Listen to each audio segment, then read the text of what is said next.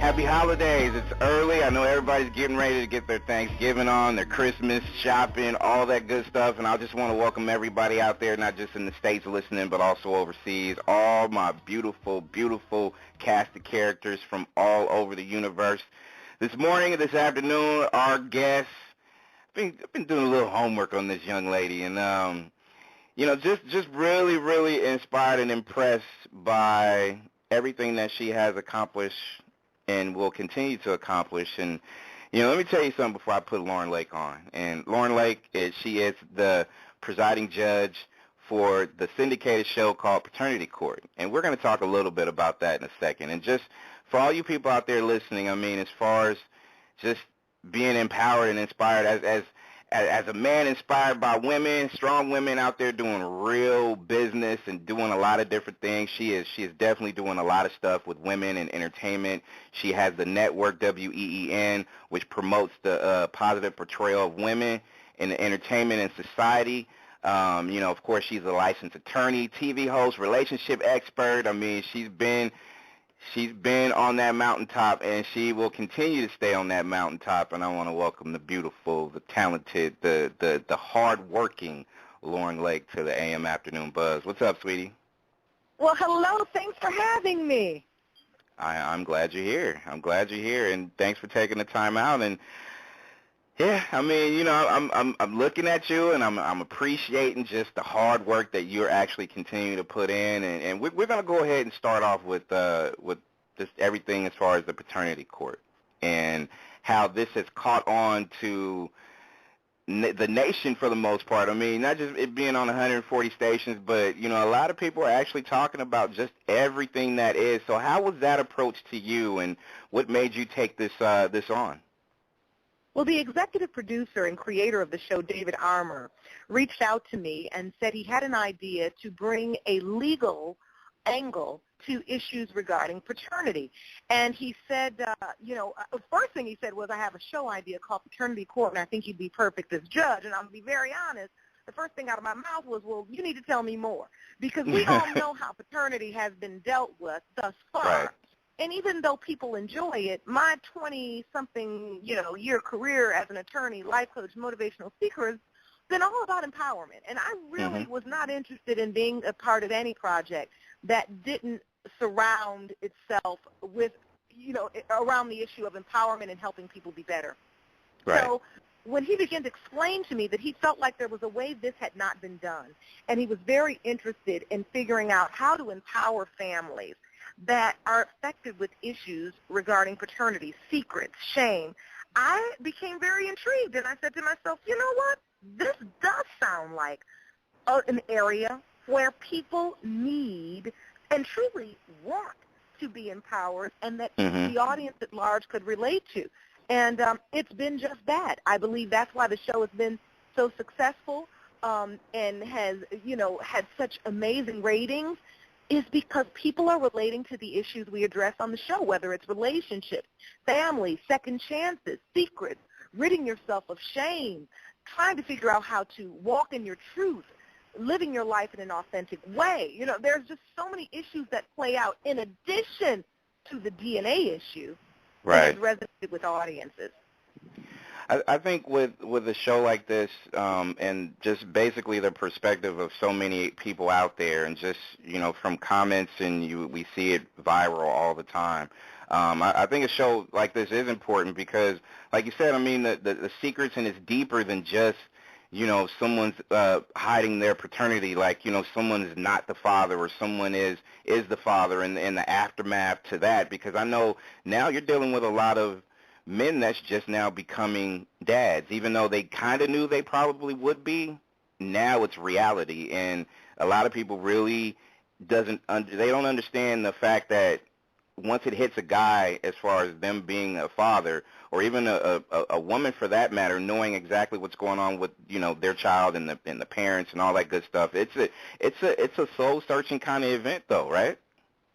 It is so true. And what I'm so proud about, in terms of paternity court and what we do in our courtroom is what we do is highlight fathers that really want to be fathers. When you first hear the name paternity court, most people will come up to me and say, oh, you're going to get those deadbeat dads. And, trust me, there are many times that I have to address men and address them and make them understand what their responsibilities are under the law, as well as their moral responsibilities as it relates to the child. But what is so impressive to me is, in the overwhelming amount of cases that I see in my courtroom, there are so many men that truly want to be a father.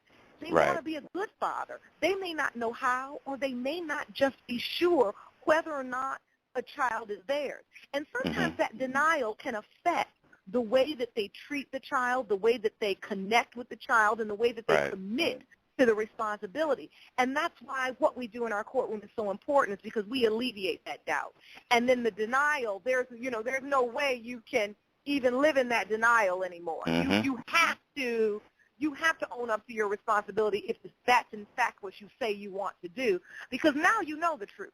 And so I'm so proud of so many of our fathers that step into the courtroom and say, look, we're in a situation, we were in a relationship. They may even say, look, I cheated, then she cheated on me. And I always say, look, we're going to get through how you got here. But ultimately, you need to know the truth, because you can't be sitting up looking at this child and this child regarding you as its father. You really need to know the truth, and so does the child. So we do that so much in our courtroom, and families have been empowered because of it. Wow. And to me, what you just said, as far as it doesn't matter how you got here, you're here now, and you're here to find out what's going on, and that is extremely important. And let's take it back for a minute, though. Just how they got there is how so many people get there. They go through that limbo, that dark stage, and then they get to you just so they can be able to be shown the light. And I guess in a lot of ways they need that, because, no matter what's been going on, and, like you said, he could have cheated, she cheated, it was a big mess, but it happens more than you would think. Oh, no, it does. And that's what I think people, they have a misunderstanding as it relates to paternity issues. It's very convenient for people to think, oh, that only happens in this race, or that only happens in this socioeconomic class or level, or whatever they want to think. But the truth is, this defies all racial boundaries, socioeconomic boundaries. I mean, we were talking about Simon Cowell, probably one of the richest men in America, having a paternity issue earlier on this year. Mia Farrow hinting that she had a paternity issue. These issues affect so many families. But what does happen, and I'm very honest about this, as a lawyer, a family lawyer for almost 20 years now, look, I like to keep it real. Our American court system can be financially and emotionally exhausting. Oh, and of course. Because of that, people just are intimidated and they do nothing. So there may be this issue regarding paternity, but they don't know where to begin. A father may really want to petition the court and say, I'm not sure if this child is mine, but they may not have the money to hire a lawyer. Or if they have the lawyer, they might not have the days to take off of work to be able to go to court. Because, when you get your court date, now you got to miss work to go into court. So a lot of people, the years go by, and they've done nothing because they don't know what to do, they don't know how to do it, and they don't know or believe they can afford it. So people are living in denial. They're living in shame. They're living in secrecy, and they're ultimately not living their best life. And look, not giving the child the best life it can have. Because what I try to make people understand is the issues that go on in the relationship between the two adults or between the parents, those seep down to the child. Yep. And so everything you're living, they're living too, even if it's unconscious. And then you've got kids come into our courtroom. Sometimes they're 19, 20, sometimes even 30 years old, and they look at their parents and say, why didn't you just tell me? You kept this secret all my life. Just tell me. Right. Wow. Lauren Lake is our guest on the AM Afternoon Buzz, and it is, Lauren, and that's the thing. And you said it with children not even being children. Some of these kids that's adults now that want to find out who's my dad, or who's my, what's going on with this particular situation. And during the time that you've been on paternity court, and even prior to that, I know you probably dealt with so many different relationship, even issues with their parental rights and things like that. I mean, have you had any, not just the adults, but, just the adolescents in the aftermath and how they feel about not knowing they're in their teens and they still don't know who their dad is? And have you had those situations? And why is that? And Lauren, why is it that there is so many teenage and young adults who just don't know and don't know their dad, or they don't know exactly what's going on with the mom, and it's just a mess in a lot of different ways. And it's not, like you said, it's not just a racial thing, because every nationality has this kind of issue. Exactly. We have had so many young people. One young woman that came in and said her mother had given her 13 possible names of men that could be her father. And so she's just going down the line testing. We have another young woman that actually the episode that she was on aired a couple weeks ago. Her name is Precious, a beautiful girl that wants to walk down the aisle in January. She's getting married, but she says, I need to know who I am. I want to be able to give myself and my husband to be that missing piece. I'm always angry. I'm always uncomfortable. I don't know who my father is. And look, the worst part is she has been to our courtroom twice, testing men, trying to figure out who her father is.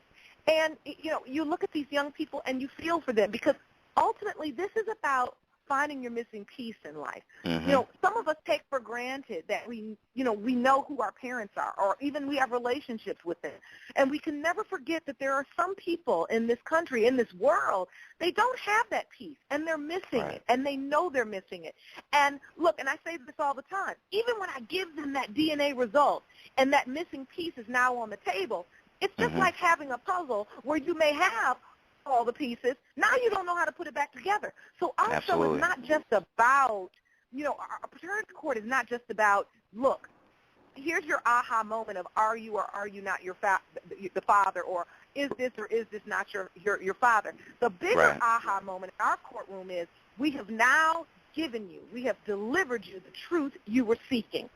What are you going to do from here? How do you better your life with this truth? How do you stand on this truth and make it the foundation for you living a better life? That's what this courtroom is about, and that's what we're hoping our families are understanding. And as, look, I said the proof is in the pudding. For anyone that, has issue with our show, watch it and watch the follow-ups. The families are empowered. I check in with families. I check in with my litigants. I want to know what they're doing, how they're doing, and overwhelmingly, people are saying we are so much better now that we know the truth. We've learned how to co-parent better. We're going to family reunions together. I see my kids more often than I do. There's a show that just aired with a gentleman, Mr. Wallace. It just aired this week. And he found out he was the father of 3 different children in the courtroom, his wife, his girlfriend, and his mistress. I don't know how you get all those at once, but bottom line is he found out he was the father. And I checked on him a couple weeks later because I knew it had been overwhelming. He had gotten thrown out of the courtroom, had to come back in and apologize. Young guy. Right.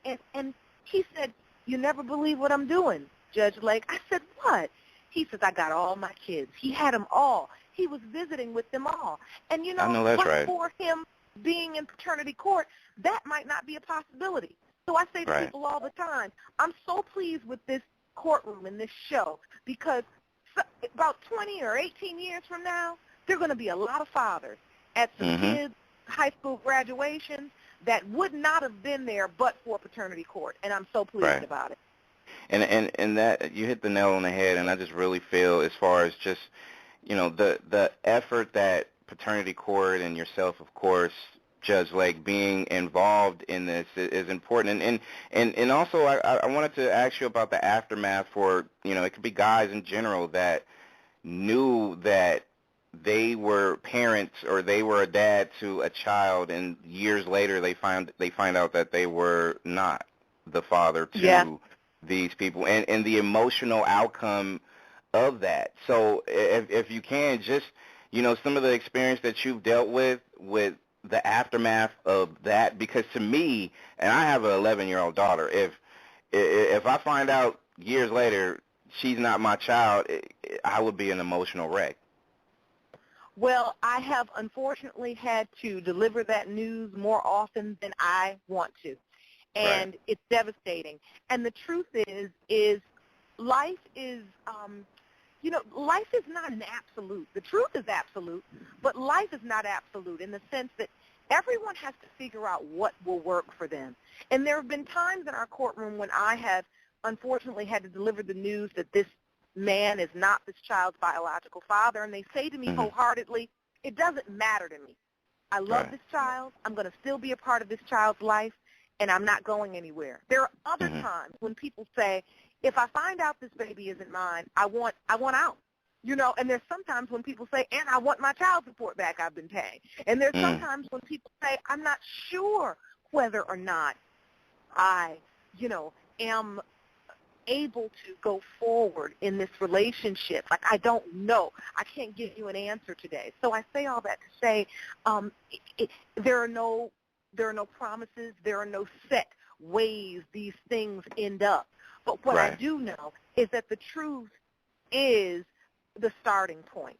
And most of them, all of them, leave that courtroom. There have only been about 2 times where I felt like I sat on that bench and I said to myself, I almost wish I could tear these results up, because this man wants to be the father, this woman wants him to be the father, and this child wants him to be their father. So, there's that part of me, but I know from life experience and from my professional experience that the truth, that's what's going to set you free. That's right. I deliver it no matter how difficult it is. Wow. Powerful stuff. Paternity Court. You can check your channels. It's all over on 140 stations nationwide. paternitycourt.tv, and it'll give you your local listing. There you go. And the women, and you mentioned the case with the young lady, and she had 13 options as far as who the dad might be. And unfortunately, we see a lot of that. We see a lot of women who do what they do and don't know their outcomes to their whatever it is that they do on a nightly basis or whatever. So we have that more frequently than you would think, especially nowadays. It just seems like everything moves quick, fast, and in a hurry. And from a woman's perspective, what and why do you feel like there's so many women out there who will, I don't want to say cheapen, because that kind of sounds a little bit loose, but, they put themselves in a position like that where they do what they do, and then, they don't even think about the consequences later. Well, look, in the courtroom, I have to say, many days, look, I don't know where you all get off thinking sex is an extracurricular activity. People, they just, we're going to go to bowling, we're going to go to the mall, or no, I just went over to this party and then we were having sex. What? Like, how does that happen? And it's disappointing. In some ways, I feel like we've gone back 2 decades. We had the whole era in the 80s and the 90s where HIV and sexually transmitted diseases were on the forefront of our minds, and we were protecting ourselves. And now I feel like there's a part of our culture where we've gotten lax again. And we're having sex with different people, and as I tell women, often seeking counsel under the covers, meaning, you're having a problem with your relationship, or you're having low self-esteem, or you just don't feel right about where you are in your life, and you're using sex to anesthetize yourself. You're using sex as a way to try to make yourself feel better. When that doesn't work, and I say this to women all the time, one thing you're not going to do, and I'm all about women's empowerment, but one thing you're not going to be able to do is outsex a man. For all these women that stand in my courtroom, look, all these women stand in my courtroom talking about, if he can do it, I can do it. If he can this, then I can this. I said, yeah, but the only problem is the difference between you and him is you end up pregnant not knowing who your child's father is. And see, that's the problem, because until you figure out who that child's father is, guess who that baby's looking at? You. There you go. Because there's no question who the mother is. So,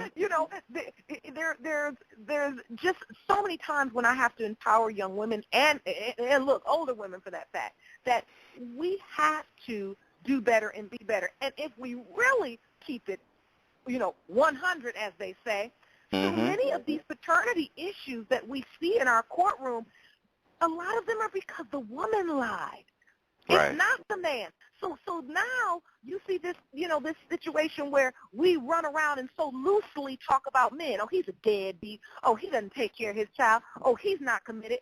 And then when you get through the layers of the story, which I'm able to do in the courtroom, you realize, well, the reason why is because she slept with him, his best friend, and the guy down the street, all in a matter of 2 weeks. The man don't even know if the child is his. Him, them, and they, and the other people. Exactly. And so right? this is, our courtroom is not just about, paternity court is not just about empowering men to be better fathers, but it's also empowering mothers to be better mothers for their children, and empowering families at large. And that is important. And thank God you co-founded Women's and Entertainment Empowerment Network, because yes. do you feel like the portrayal of a lot of reality shows and how designer everything is and materialistic everything is, and everybody get caught up in the flashiness of everything, do you feel like that kind of caters to people's curiosity somewhat? Oh, absolutely. I'm a firm believer we are a microwave culture. We want everything we want, and we want it fast. And unfortunately, we don't have to go through the steps that you used to have to go through to get those things. Right. I always tell people, right now, they don't even have to know how much a Big Mac costs. They just stand behind the counter. They don't have to add the tax. They don't have to know the price. They just push the picture, says Big Mac. If you want popcorn, you just go to your microwave. You don't even have to know. You don't even have to read how long it takes to pop the popcorn. You just press the word popcorn, and it makes the popcorn. And people now think life is like that. And whether it's the way our television is with reality TV, where you can get 15 minutes of fame in 5 minutes. It used to be people wanted 15 minutes of fame. Now it's coming up in 5 minutes, and it's lasting about 2 minutes. And the unfortunate thing is that people are doing any and everything to get it and not looking at what the consequences are. And unfortunately, I think that, as they say, life imitates art and art imitates life.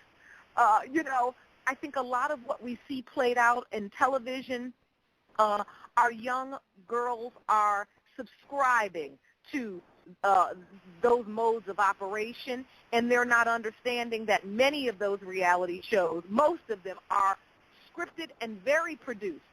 Right. And many of the women that go on these shows go on with an agenda that they either want to promote something or, it's something beyond that. And most unfortunately, we've learned that usually the loudest, most abrasive reality star is the one that gets the attention, the one that gets the spin-off show. So, start a couple fights, you're going to get the most airtime.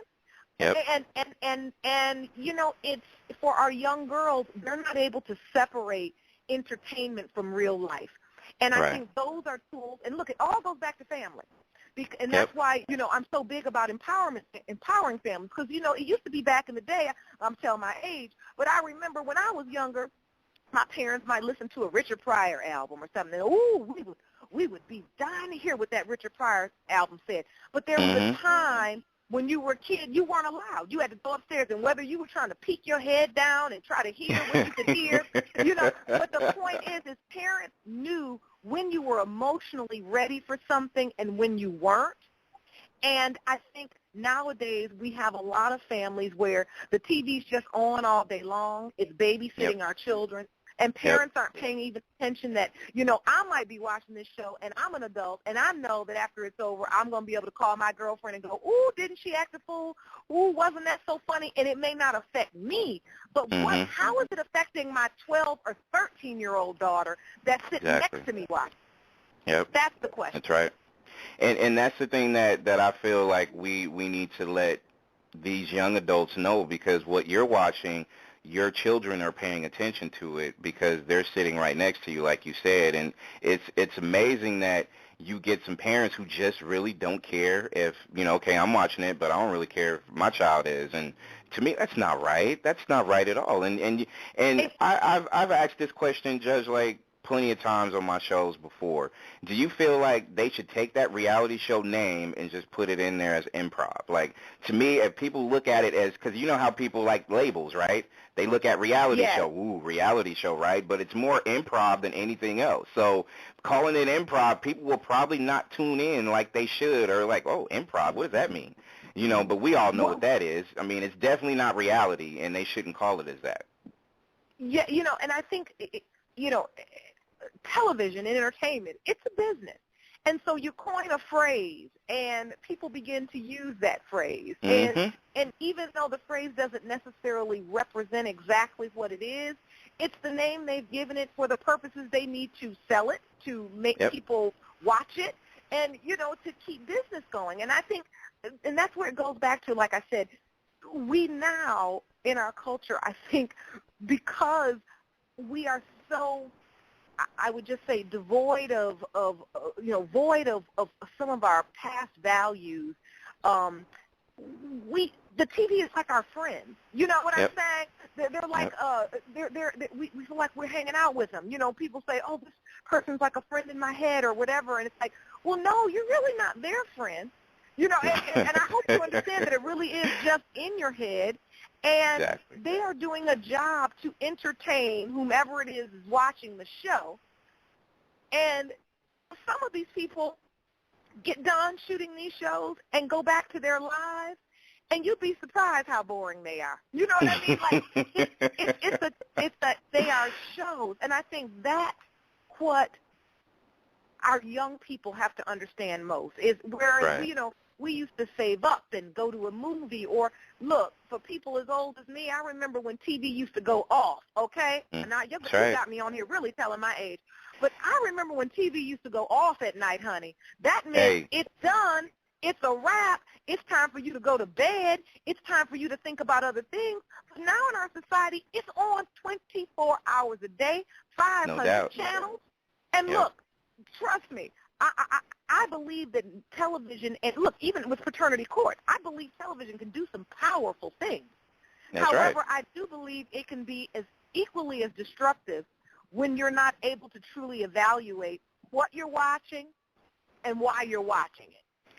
And a lot of that too, Judge Lake, is common sense. You gotta know what your kids are watching. You gotta know what your kids are a part of. Social media can be like that too. You gotta know what kind of social media circle your kids are in, if you allow them to be in those circles. And I think it's truly important for parents to look at it. I mean, even when they get out of school, my daughter, forever and a day, I don't care if she's in 6th grade now, but she can be in 7th, 8th, high school. I'm going through her backpack every single time I can just to see exactly what she has, homework, if she missed an assignment. And it's not even just checking in, it's just being a part of, and it's different than just and I think people know that. And real quick, before you add on anything, I'm about to tell my age. You was talking about TV. Remember, we had to, when we was kids and your parents we didn't have remotes, and we had to be the remote for our parents.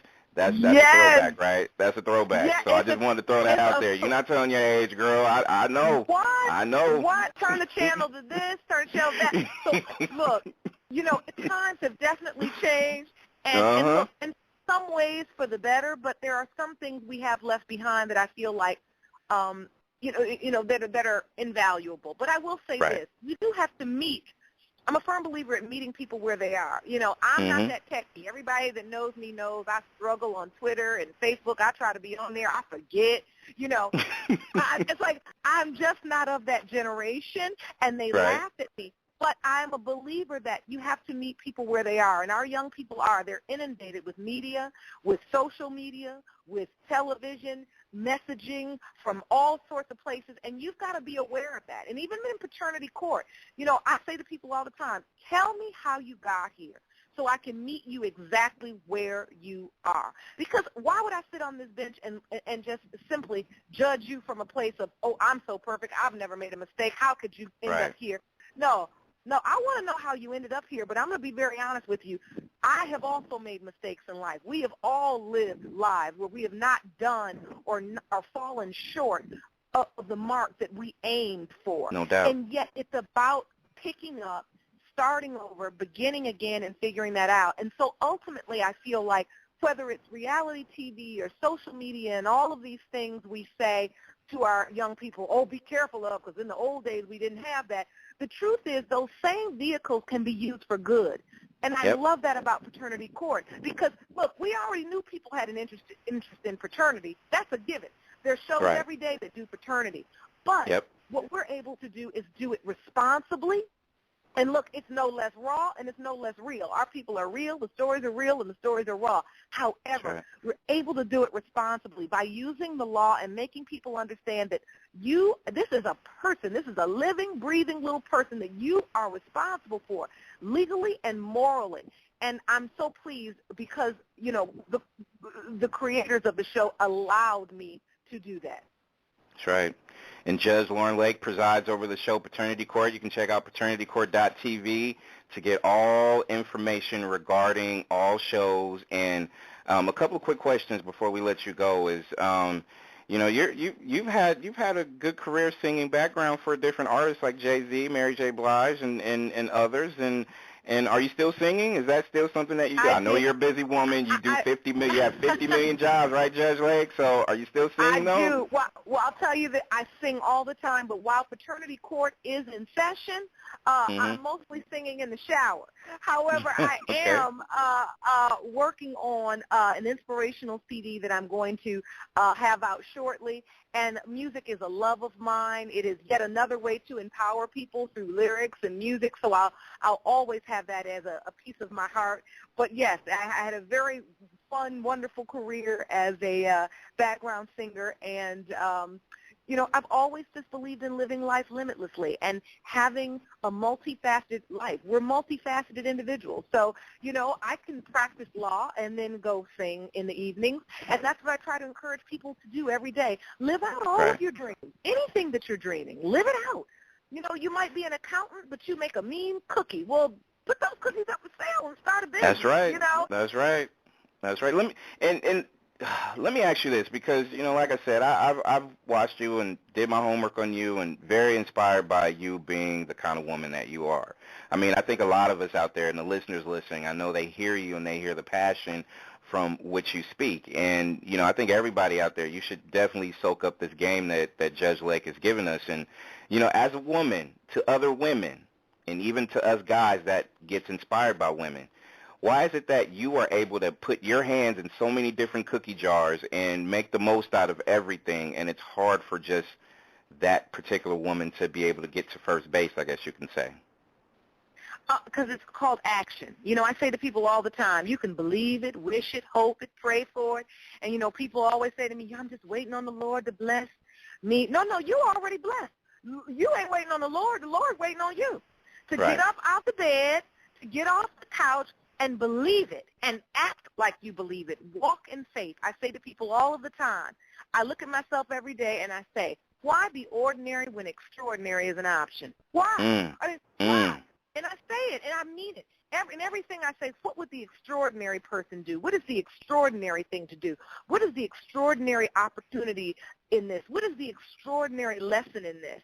And I say, as I coach people, I say, you have to be willing to, I say, step off of your cliff of complacency and free fall into possibility. And when people process it, they get it. Because people get comfortable. And look, there's a whole bunch of people with a lot of money and a whole bunch of people with no money. And both of them miserable and not living their dreams. You have to get off of your complacency and free fall into possibility, because when you learn to ride that wave of life, I never imagined that I would even have a television career. This wasn't in my plan. I was a lawyer and I loved to sing, but it was because I was riding that wave of life and I showed up one day to a showcase singing my music. A television producer saw me and asked me to do a television show, and I've had a career in television for the last, 13 years now.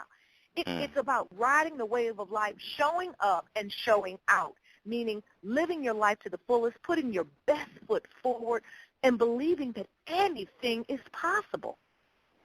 And I feel that a lot of listeners out there, women in particular, like I'm a guy, so to me as a guy, I kind of see myself as a pretty smart guy with different kind of designs on serving the higher power and trying to be the best guy I can be. But you know what inspires me, and all the guys out there listening, I'm hoping that you agree with what I'm saying. It's nothing better than seeing a goal-driven woman, just a super woman doing super things, just being able to do that, because those are the ones that you want to marry. Exactly. I mean, and live that life with, right? I'm just saying. That's well, you're that's just speaking me. for the men, and I'll say just to women, it's nothing attractive than a person that's living a full, authentic life, and that's about being the best that you can be, and truly being in pursuit of your dreams and your hopes. Amen to that.